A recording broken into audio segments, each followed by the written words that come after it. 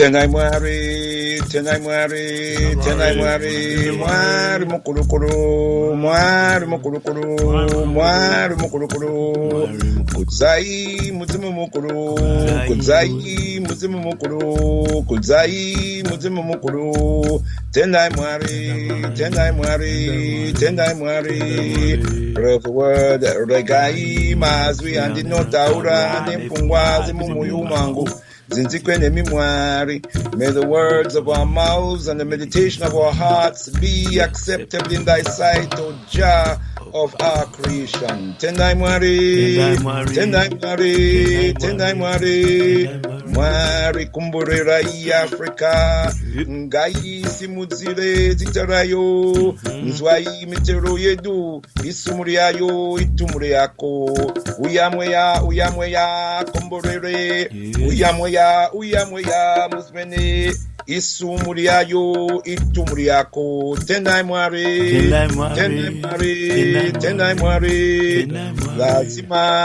lazima tutashinda bila shaka, lazima tutashinda bila shaka. All power to our people. Tendai mwari.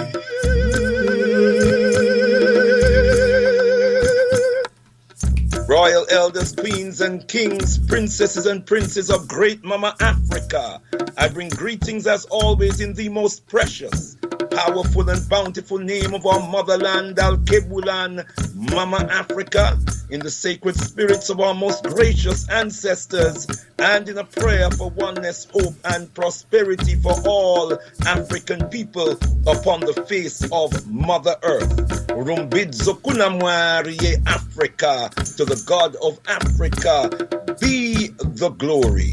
Giving thanks and praises, beloved brothers and sisters, for life, for the meaning and purpose of life, for health and strength and daily food, for the rising of Amen Ra upon this day, this blessed day of Kujichagulia.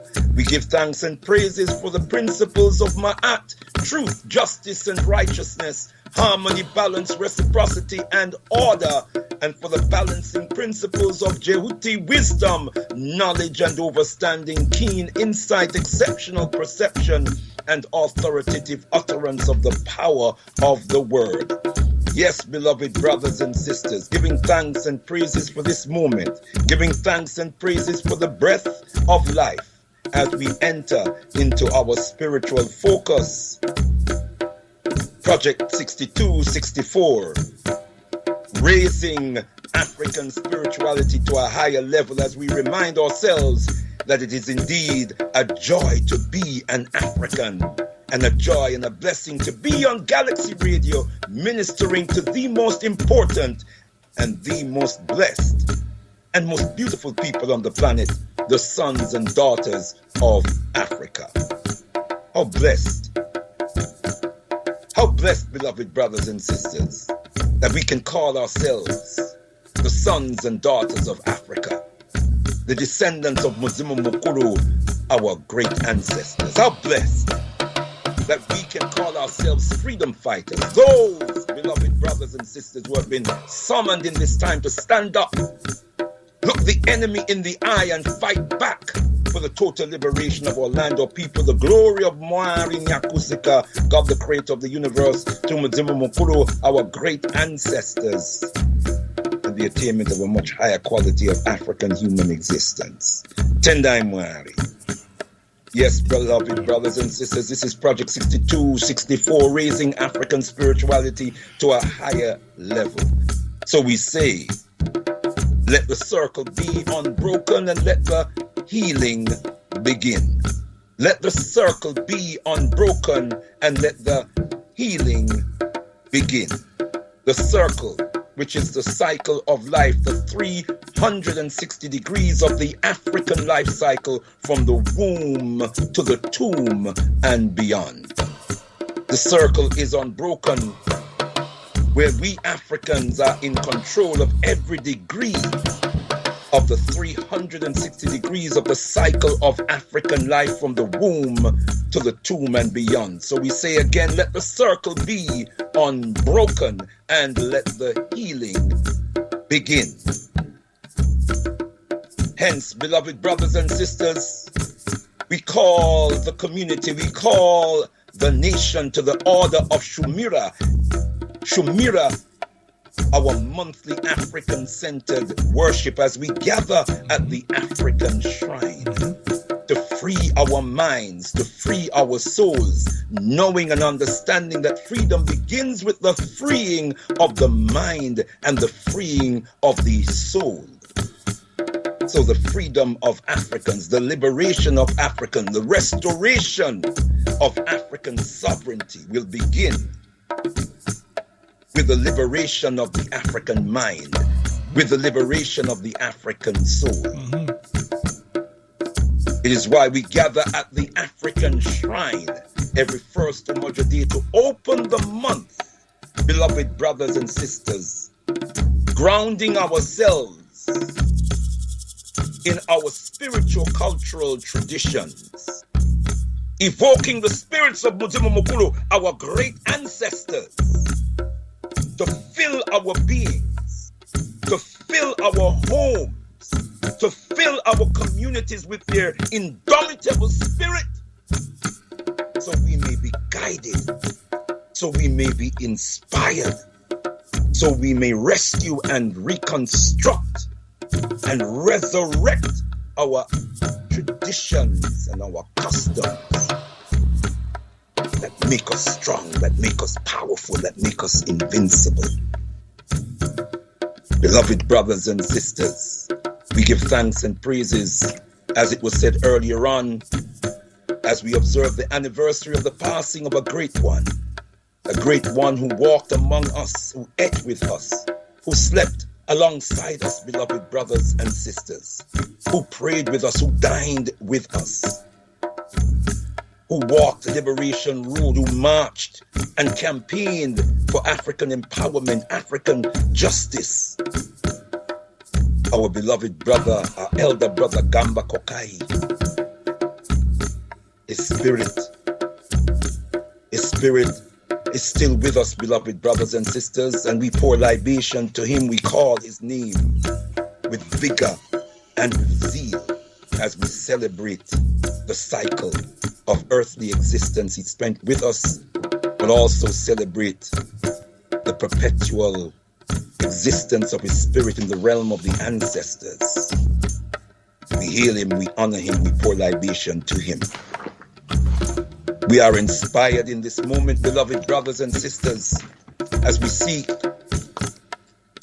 to restore our knowledge of self, to enhance our knowledge of self based upon the teachings and traditions of Muzimu Mukulu, our great ancestors, the ancient ones who taught us Sia Eke, Sia Ek, Petu Neteru. Sia Eke, Sia Ek, Petu Neteru. Know thyself, O man, O woman, and you will discover the secret of the heavens and the deities. Sia Eke, Sia Ek, Petu Neteru. Know thyself, O man, O woman, and you will discover the secret of the heavens and the deities. Beloved brothers and sisters, the instruction and perhaps the challenge for us today is to know thyself. The secret of the discovery of the powers in the universe is what we've been guided and instructed on here, is in knowing ourselves. We'll come back to that. Our Akan ancestors taught us Sewo were fina wa wosankofa ayinchi. Sewo were fina wosankofa ayinchi. It is not wrong to go back for that which you have forgotten. It is not wrong to go back and retrieve that which you have forgotten. And so the Akans, our Akan family, chant Sankofa Bibiwoho, Sankofa Bibiwoho, Sankofa Bibiwoho. Go back and fetch. Go back and fetch it. There is something of value there.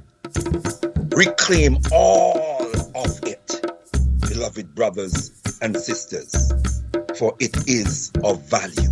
Even the errors that we have made, they're our mistakes, beloved brothers and sisters, and there are lessons in the errors that we have made. Go back and fetch it, beloved brothers and sisters. Even the errors we must fetch. We must claim them. We must own them as our errors, our mistakes, and we must correct those errors. That's the challenge that faces us today, to know ourselves. We know ourselves through studying our ancestral traditions. For our ancestors left knowledge of self for us to learn from. We know ourselves, beloved brothers and sisters, by studying nature, studying the universe. For nature and the universe we are part of nature. Nature and the universe is the macro self, the cosmic self. So, beloved brothers and sisters, join me on this journey as I seek through the inspiration of Muzimu Mukulu, our great ancestors, to give us some guidance on knowledge of self. But I want to start, beloved brothers and sisters, this evening by asking the question, how did we lose knowledge of self? How did our knowledge of self, if in ancient times we understood the value of knowing self, if our ancestors taught us, know thyself, O man, O woman, and you will discover the secret of the heavens and the deities, the heavens and the gods. How did we lose that knowledge, that wisdom? In the book, Chasing Gods Not Our Own, by Simusiso Bengu, this great and wonderful book, in chapter 8, images of religion, opposition to the white man's religion. Images of religion, opposition to the white man's religion. Our brother Bengu writes, African writers maintain that Africans were opposed to the white man's religion from the very beginning. Many Africans were suspicious of the arrival of the missionaries. The conversion of a few Africans to the new religion was a source of great sorrow to the leaders of the clans. Many leaders believed that the strange faith and the white man's God would not last in Africa. At first, all the converts were outcasts, worthless, and empty men who were called Efulefu. Efulefu. Achebe, that is Chinua Achebe, says the imagery of an Efulefu in the language of the Igbo clan was a man who sold his machete and wore the sheath to battle. Let me read it again, beloved brothers and sisters. Achebe says the imagery of a Efulefu, the workless one then, workless and empty outcasts for taking on the alien religion, were called Efulefu. And it was said the imagery of the Efulefu in the language of the Igbo clan was a man who sold his machete and wore a sheath to battle, meaning he was a compound fool, a compound ass, beloved brothers and sisters. And it goes on to say, Chielo,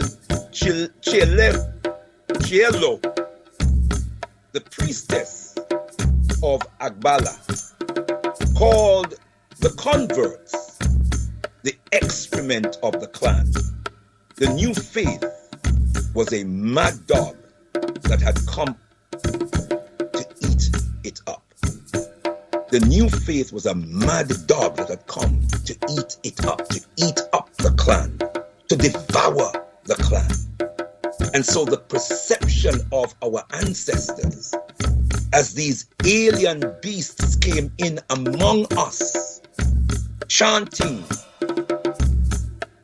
their religious ideals and imposing their religion and their God, the reaction from our ancestors originally was one of contempt, one of rejection. We were repelled by it. And when ones and ones were converted to it, they were considered to be fools.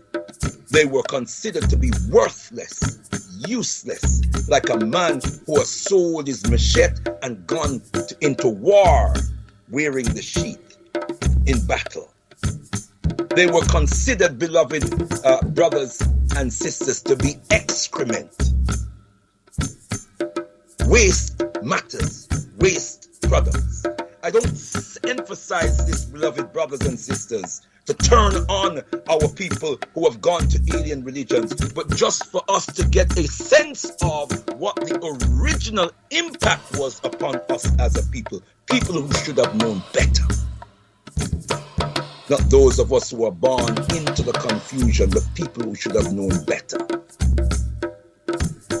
So, beloved brothers and sisters, I just wanted to put that in our minds so we understand that we never opened our arms and willingly accept the imposition of alien religions upon us, alien gods upon us, that there was resistance, that we despised it, that we rejected it. But we had our own spiritual systems, our own, which was our source of wisdom, knowledge, overstanding, keen insight, exceptional perception, and authoritative utterance of the power of the word. It was our source of ma'at, truth, justice, righteousness, harmony, balance, reciprocity, and order. We call it African spirituality.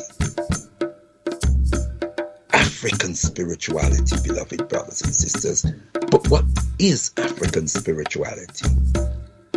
Know that spirituality, and we have to understand the concept of spirituality, because spirituality is the center and foundation of African culture, the core of African consciousness, and thus the essence of the African personality.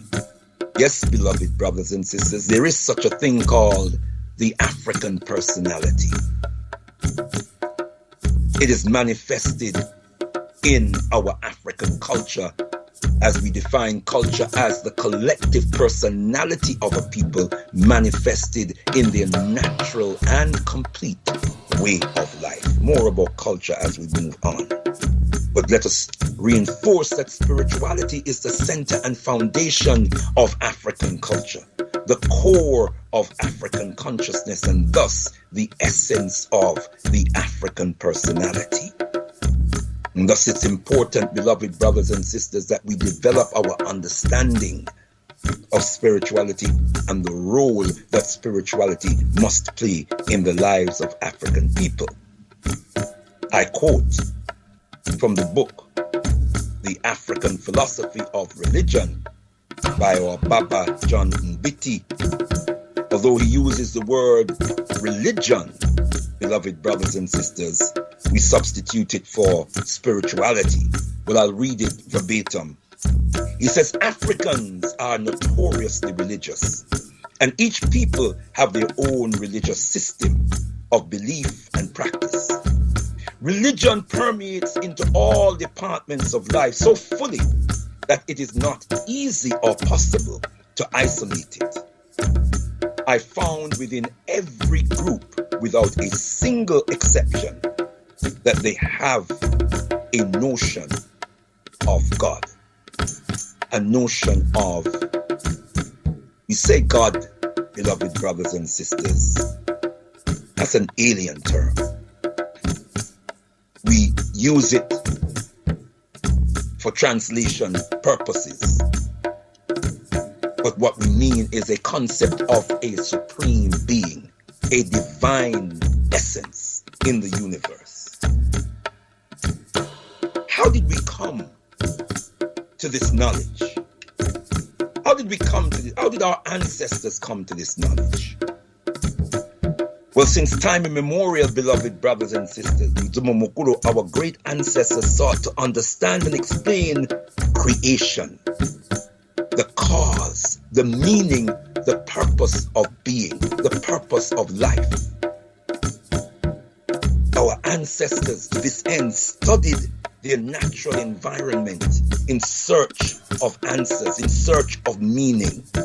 And in the process, beloved brothers and sisters, our ancestors made observations of nature, of the universe, of this vast and complex universe, this well-ordered universe. Our ancestors began to unearth the intrinsic elements and forces which profoundly affected and sustained human consciousness. And thus our ancestors, beloved brothers and sisters, found and discovered fundamental laws which determine the nature of these elements, these forces, and therefore the nature of the existence of being.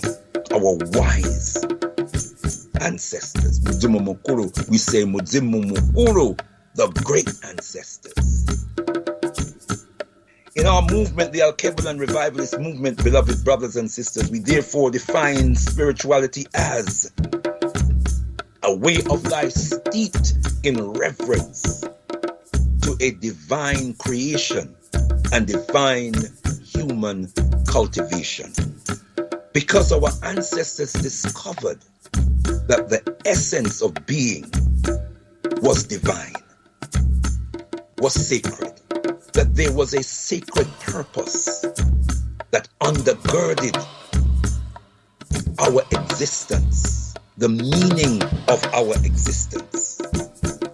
And therefore, our duty was to establish a way of life that was steeped in reverence to a divine creation. That creation was not just a complex physical scientific entity, that it was a sacred and divine source of power that gave rise to this physical entity, that there was an unseen force that was intrinsic to this entity. This is what we call divine. It is of the supreme creator. Our ancestors observed a natural law of being, that everything that is was created, and everything that was created by an entity, a being greater than itself. The infinite extension of that concept takes us into the realm of the supreme creator of the universe. And we will explore in future spiritual focus just the concept of the supreme being. Call it God if you will, beloved brothers and sisters. That's not our word. And the other part of the definition, we talk about being steeped in reverence to a divine creation and divine human cultivation, is to identify that as products of this divine creation, our humanity is also of divine essence. Our purpose is therefore a sacred purpose in life. Our existence is driven by a sacred purpose. Therefore, We must establish a way of life that enables us to cultivate that divine essence so that we can fulfill our purpose of being. So against this backdrop, beloved brothers and sisters, African spirituality is defined as an African way of life steeped in reverence to a divine creation and divine African human cultivation. And the emphasis of African, beloved brothers and sisters, is about culture, evokes the importance, the fundamental importance of culture. By divine, beloved brothers and sisters, we mean that which is sacred, recognizing that there is a supreme creative essence, a supreme being who is the cause of all existence, the source, the source of sustenance of all things. African human cultivation means the spiritual nurturing of the African human being from the core of our existence, the soul, the spirit. The soul, beloved brothers and sisters, is the inner vessel, that which houses the spirit. The spirit is thus the innermost depth or substance of our beings. That which is the essence of the divine creator who dwells within us. So that when we talk about a divine creator, a supreme being, that the essence of that supreme being is in us. For we are of the creation of the supreme being. We are of the body and spirit of the supreme being. And so the spirit is the essence of the divine in us. We are divine, beloved brothers and sisters. We were not born in sin and shaped in iniquity. Thus, inner human cultivation is the nurturing, beloved brothers and sisters, and the nourishing of the human spirit. In other words, it is the cultivation of the divine within us. The purpose of this, beloved brothers and sisters, is to enhance the divine essence within us in order to become more Mwari-like. Mwari is the name of the divine. We might say, for translation purposes, to become more godlike. And to become more godlike, to become more Mwari-like, is to fulfill,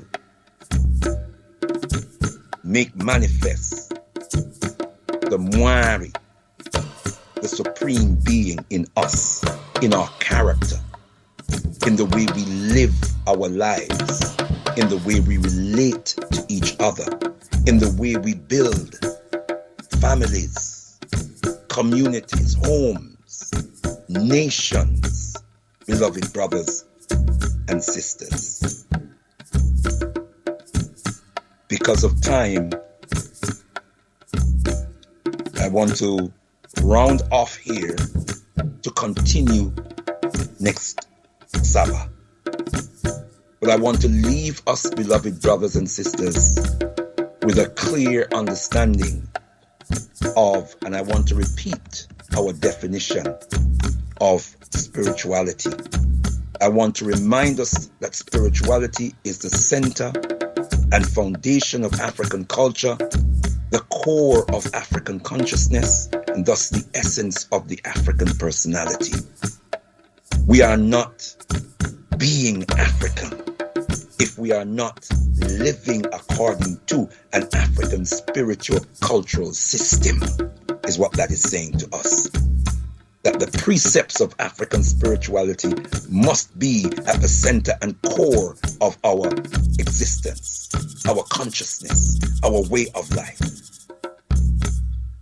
That if we are practicing African spirituality, we are reverencing every aspect of the divine creation that we are created within, that we evolve in. And I use the word evolve interchangeably with creation, much as it may sound like an oxymoron. It is about cultivating our divine human essence. That is what we ought to be doing, making better human beings of ourselves, building better families, building better communities, building better nations, beloved brothers and sisters, building better relationships, mother, father, and children relationship, man and woman relationship. And that's the only relationship we know in the sense of an amorous relationship, beloved brothers and sisters. Man, the bond between, the sacred bond between African man and African woman must be cultivated according to the precepts of divinity. There's much to learn. Thus, a wise one once said, wisdom is found in the simplest of places, in the nick of time. Wisdom is found in the simplest of places, in the nick of time. We will continue, beloved brothers and sisters, our exploration and knowledge pursuit of the concept of African spirituality. But for now, this has been Project 6264, raising African spirituality to a higher level. Raising African spirituality to a higher level. We say Rumbidzokuna Mwari Africa, to the God of Africa, to the deity of Africa, be the glory. Tendai Mwari, Tendai Mwari, Tendai Mwari.